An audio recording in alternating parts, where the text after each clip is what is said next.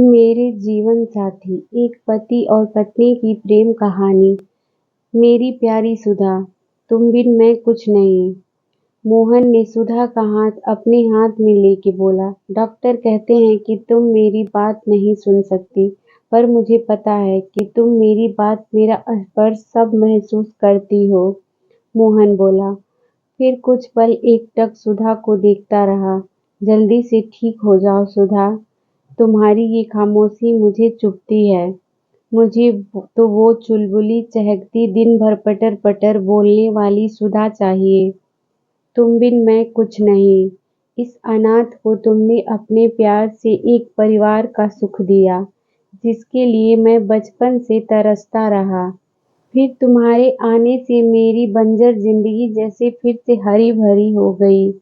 अरे ऐसे क्या देख रही हो? मैं सच कह रहा हूँ सुधा।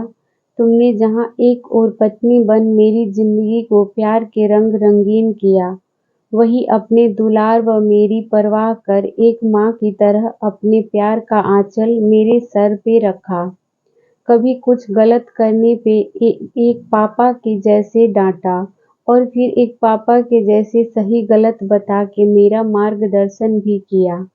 और कभी खुद बच्ची बन कभी चुस्की की, कभी इमली के ऐसी कितनी छोटी छोटी फरमाइशें कर मुझे बड़प्पन का एहसास दिलाया तुमने। हमने साथ में जिंदगी के खुशनुमा 30 सावन साथ में बिताए।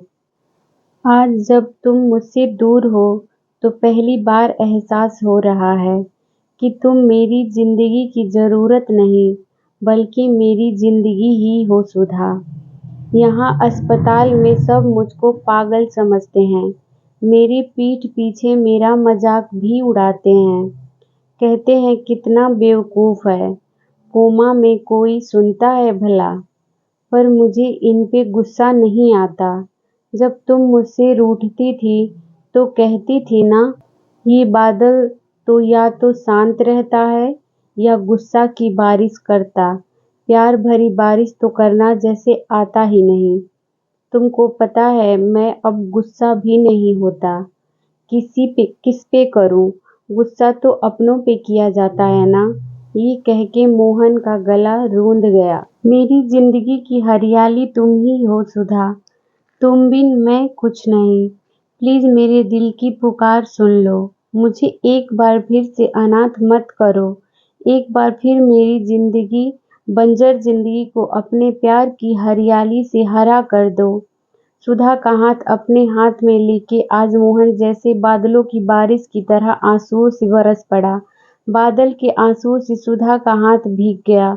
उसके हाथ में थोड़ी हलचल हुई, जैसे मानो मोहन के आंसू बादल रूपी वर्षा से सूखी धरा का रोम रोम खिल गया हो।